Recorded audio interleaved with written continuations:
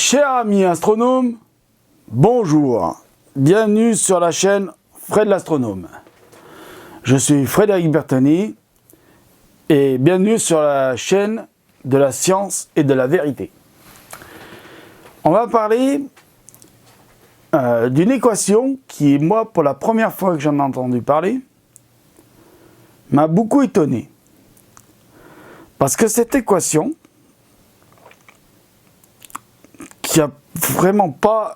qui paye vraiment pas de mine, a quand même révolutionné toute la physique de l'univers.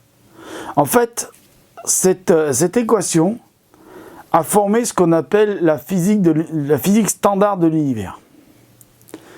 Alors, pour ceux qui ne sauraient pas de quoi je parle d'une équation qui a été créée, qui a été assemblée et découverte par M. Albert Einstein. Et cette équation, c'est E égale mc2. Alors, la plupart des gens sur cette planète, et je suis de cette planète aussi, je suis né sur cette Terre. Non, je le précise parce qu'il y a des abrutis qui vont dire que je viens d'une autre planète. Cette équation E égale mc2, quand vous la regardez écrit, vous vous dites, mais elle ne paye pas de mine, cette équation. Parce que E égale mc au carré.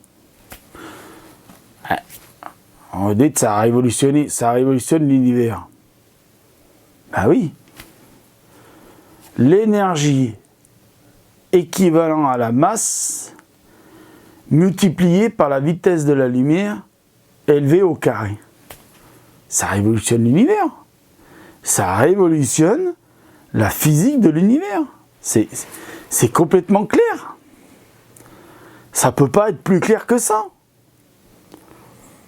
Vous avez l'énergie qui peut se transformer en masse à condition que la masse soit multipliée par la vitesse de la lumière élevée au carré. Vous imaginez le truc? Alors, pourquoi je vous parle de ça? Parce qu'en fait, c'est de cette équation que donc Albert Einstein lui-même et les scientifiques qui étaient à son époque autour de lui ont compris que l'univers n'était pas statique et que l'univers n'était pas infini. C'est-à-dire qu'il n'était pas toujours là. Qu'il n'a pas toujours été là et qu'il ne sera pas toujours là. C'est là qu'ils ont compris que l'univers avait un début, donc une naissance. Enfin, moi j'appelle plutôt ça un changement d'état. Parce qu'avant l'univers, il y a plutôt quelque chose que rien. Ça, je l'ai toujours dit. C'est Étienne Klein d'ailleurs qui le dit aussi. C'est pour ça que je le dis, parce que Étienne Klein le dit. Pourquoi plutôt quelque chose que rien? A contrario que les gens avant l'époque d'Albert Einstein disaient il y a plutôt rien que quelque chose. Alors, c'est pas possible. L'univers est forcément né de quelque chose. Sauf que avant E égale mc2, quand on disait aux gens que l'univers est apparu du vide, que le vide a engendré l'univers, enfin a engendré l'énergie qui s'est transformée ensuite en masse et a donné la naissance à l'univers,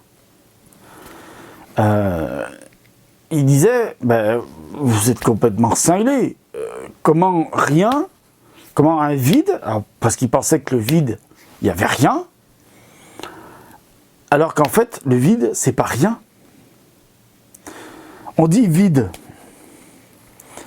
En fait, on dit vide parce que on ne voit rien. Et on ne mesure pratiquement rien dans ce vide. Alors, ça ne veut pas dire qu'il n'y a rien. Il y a de l'énergie. Il y a un peu de matière. De quoi est composée cette matière? On ne le sait pas, puisque c'est la matière noire. Et on ne sait toujours pas de quoi elle est composée. Est-ce qu'elle est composée de neutrinos? Est-ce qu'elle est composée de winds? Ou est-ce qu'elle est composée d'une super particule qui viendrait de la physique d'une nouvelle physique? On ne sait pas. On ne sait pas vraiment. On ne sait pas vraiment de quoi est faite cette matière noire. On ne le sait pas. On essaye de dire oui, elle est faite de WIMPs, elle est faite de quarks, elle est faite de mésotopes, de particules de la physique, de la supersymétrie, tout ça, machin. Mais en réalité, on ne sait pas vraiment. Et c'est ce qu'on cherche à découvrir, de quoi elle est faite. Hein. Mais depuis qu'il y a eu E égale mc2, pour moi, c'est l'équation qui ne paye pas de mine, mais qui a révolutionné la physique de l'univers. Ils ont compris, et on a compris, qu'avec cette simple équation, l'univers ne paraissait pas tel qu'on le croyait être. En fait, cette équation a même permis, dans un sens, de découvrir que le temps et l'espace n'étaient pas deux entités différentes, mais une seule et même entité différente. E égale mc2 a aussi permis de comprendre que la lumière se trouvait à la fois une onde et une particule. C'est-à-dire qu'à un moment donné, elle peut être une entité, c'est-à-dire d'onde, et une entité particule. Et on a découvert, grâce à ça, qu'elle voyageait à une vitesse finie, qu'on dit 300 000 km/s par convention. Ah, bien sûr, dans les mathématiques, dans les équations, on ne met pas 300 000 km/s, on met la vitesse exacte de la lumière. Hein. Sinon, les équations qu'on utilise pour calculer les distances dans l'univers, parce qu'on se sert de la vitesse de la lumière pour calculer les distances dans la lumière, dans l'univers. À partir d'une certaine distance, on ne peut plus se servir du mètre, du kilomètre, on ne peut plus se servir de l'unité astronomique, donc on se sert de l'année-lumière. Mais même l'année-lumière, à partir d'une certaine distance, n'est plus assez... ne sert plus vraiment. Ça ne veut plus rien dire après. C'est des chiffres abstraits après. Donc on se sert du parsec. Un parsec, 3,26 années-lumière. Un parsec. Attention, je dis bien un parsec. Oui, parce que j'ai fait une erreur sur une vidéo il y a quelque temps en disant qu'une année-lumière est égale à une année-lumière est égale à 3,26 mégaparsecs. Non, je m'étais trompé.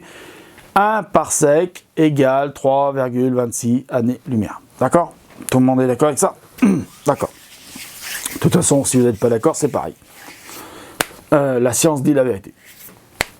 Donc, le truc, c'est que on a compris tout ça grâce à cette simple équation. Vous imaginez, rien que cette simple équation, ça a donné déjà tout ce que je viens de vous dire. La compréhension de l'état physique de l'univers. Que l'univers est, que le contenant de l'univers, le contenant, pas le contenu, mais le contenant, n'était pas fait de deux entités, mais c'était la même entité, c'est-à-dire le tissu espace-temps, et pas le tissu espace d'un côté et le temps de l'autre. Non, c'est la même chose. C'est exactement la même chose. Faut pas aller se compliquer la vie à dire c'est ci, c'est ça. Non, c'est la même chose. Voilà. On a compris aussi la vitesse de la lumière. Et on a compris que c'était une onde et à la fois une particule. Voilà. Le photon, d'ailleurs. Voilà. La lumière, la particule, c'est le photon. C'est la seule particule qui n'a ni de masse positive, ni de masse négative. C'est pour ça qu'elle peut voyager à cette vitesse. Parce que du moment qu'à une particule, vous lui mettez une masse positive ou une masse négative, elle ne peut plus voyager à la vitesse de la lumière. Et elle ne pourra jamais atteindre la vitesse de la lumière. Voilà. Donc, et ça a permis d'engendrer deux théories très importantes. La première, la relativité restreinte, qui, elle, a engendré le tissu espace-temps. La deuxième, la relativité générale, qui a engendré la gravité, la constante gravitationnelle même. Qu'est-ce que la constante gravitationnelle ? La constante gravitationnelle fait que tout objet pesant une masse sur le tissu espace-temps provoque un puits gravitationnel. Alors, attention, ce puits gravitationnel est en fonction de la masse de l'objet. Si vous prenez une balle de tennis, ça ne va pas faire grand-chose. Si vous prenez la planète Terre, ça a déjà commencé à faire un petit truc. Si vous prenez Jupiter, ça va faire encore un plus gros truc. Si vous prenez le Soleil, ça va creuser un beaucoup plus gros sillon. Si vous prenez un trou noir, bah vous savez ce que ça fait. Ça fait un puits gravitationnel infini. Que même la lumière ne peut s'en échapper. Ça a permis de comprendre tout ça. Et tout ça, c'était à une époque, il y a à peu près 40 ans. Mais c'est pas fini. E égale mc2, et tout ce que ça a engendré, les théories de la théorie de la réalité restreinte, la théorie de la réalité générale, et la mécanique quantique, et la théorie des cordes, engendrent de nouvelles choses aujourd'hui. Engendrent de nouvelles compréhensions. Ces nouvelles compréhensions, qu'est-ce qu'elles sont ?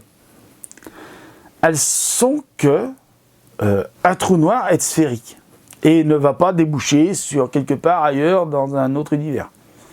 C'est une aberration.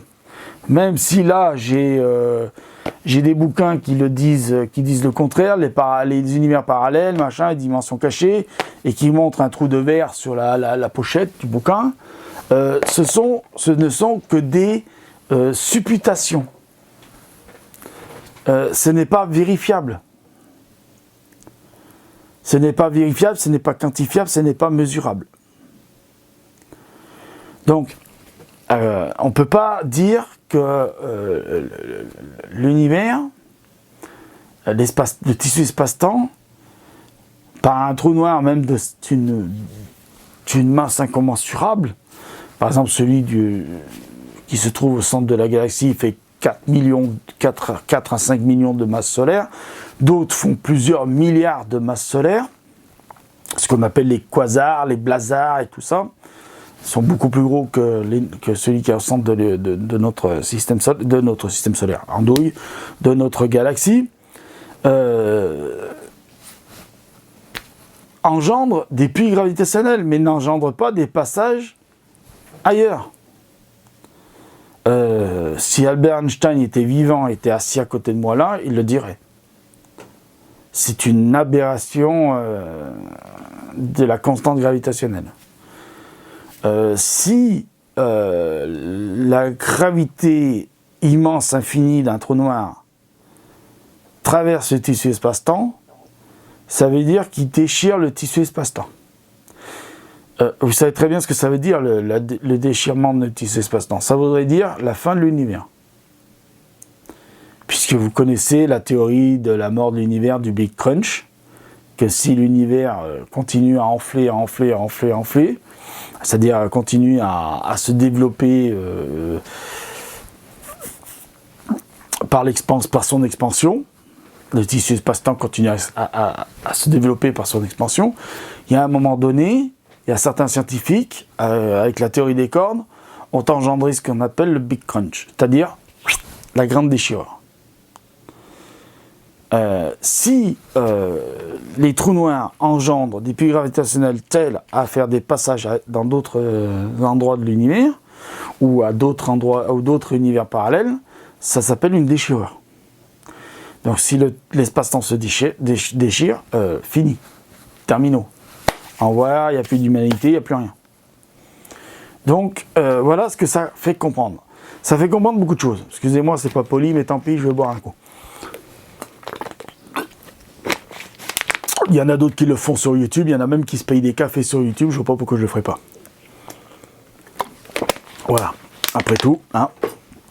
Donc voilà ce que je voulais vous dire sur E égale MC2. Donc, E égale MC2, pourquoi E déjà? Parce que E, c'est l'énergie. Et pour l'univers, pas d'énergie, pas d'univers.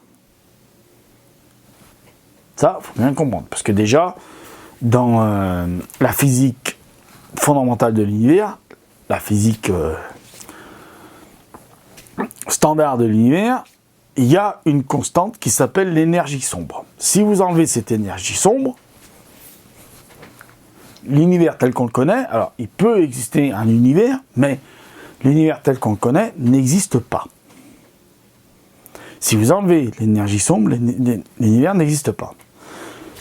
Donc, le M, qui est masse,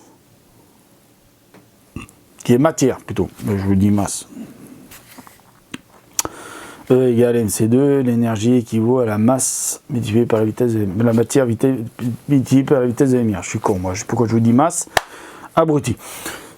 Je m'auto-corrige comme ça et je me traite d'abruti, comme ça évite que certains me traitent d'abruti. Donc, la matière multipliée par la vitesse de la lumière, élevée au carré. La masse, la matière, putain, on revient, la matière, il en faut pour l'univers. Parce que nous-mêmes, nous sommes faits de matière.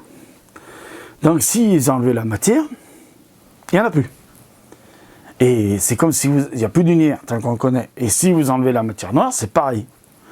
L'univers tel qu'on le connaît n'existe plus. Ce serait un beau bordel. Faut le dire. Parce que la matière noire, à une certaine échelle, est nécessaire pour l'univers. Elle maintient les galaxies telles qu'on les connaît, telles qu'elles sont formées. C'est-à-dire elliptiques, spirales barrées, et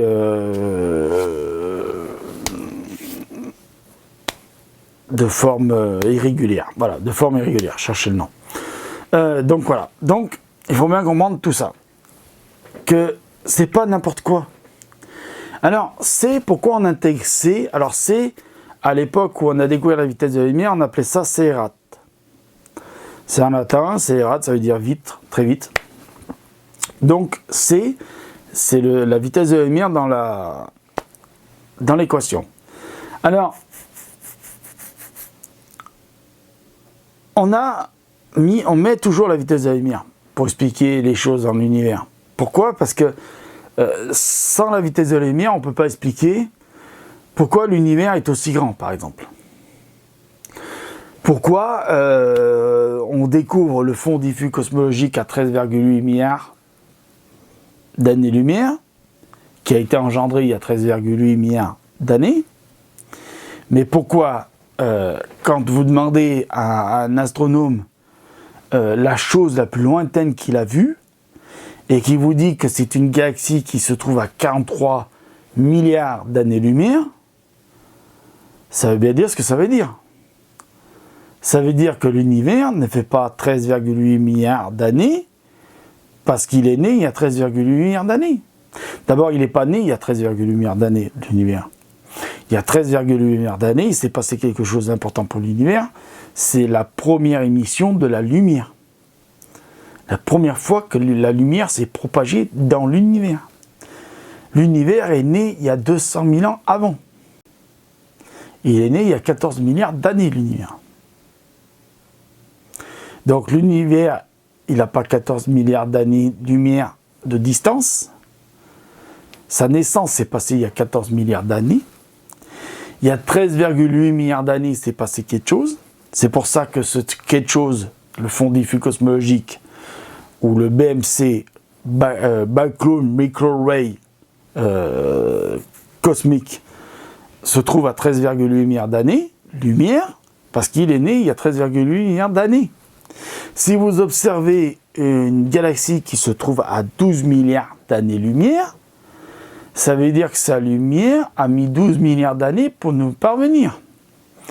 Mais ça ne veut pas dire que si dans 12 milliards d'années on regarde la galaxie, elle se trouvera toujours à 12 milliards d'années-lumière. La galaxie se sera soit éloignée de nous, ou soit rapprochée de nous.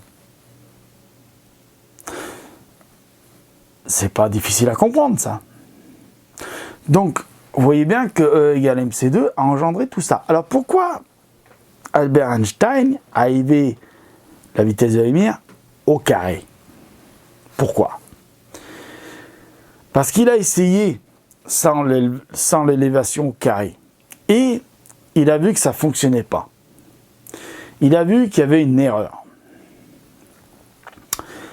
Ça faisait un univers qui était trop jeune pour certaines observations. Ça datait l'univers trop jeune. Ça lui enlevait la moitié de son âge. Donc, il s'est dit, c'est pas possible. L'univers ne peut pas avoir 7,5 milliards d'années. Puisqu'on voit des choses qui se passent beaucoup plus loin.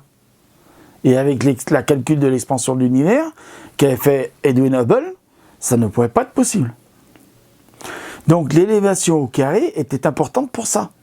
Et s'est dit, tiens, si j'élevais la vitesse de la lumière au carré, qu'est-ce que ça ferait? Parce que il ne s'est pas dit que ça pour ça. Il s'est dit, on regarde l'univers pour le moment que dans un sens. Mais l'univers est à 360. Donc l'univers qui est là-bas, dans ce sens là-bas, est aussi là-bas derrière. Et sur le côté, et là-bas, et en haut, et en l'air. Donc, grâce à E égale mc2, on a compris que l'univers, qu'on pouvait voir avec les télescopes les plus puissants d'aujourd'hui, est un univers qui fait 90 milliards d'années-lumière. C'est une sphère de 90 milliards d'années-lumière. Le diamètre de la sphère fait 90 milliards d'années-lumière. Donc, si, comme il y en a qui le disent, l'univers n'avait que 6000 ans,